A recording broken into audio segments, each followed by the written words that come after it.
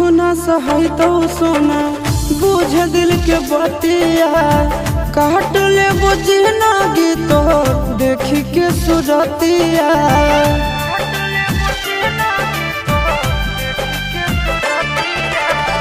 दुख न सहै तो सोना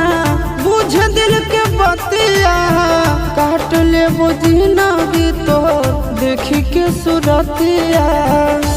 मना लबेला आशीष के सबके छोड़े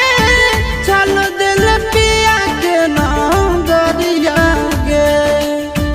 रखी है बना के नौकरवा के पगली ले ले चल साथे ससुरिया गे रखी है बना के नौकरवा के पगली ले ले चल और नए अपडेट्स के लिए सब्सक्राइब करना न भूलें।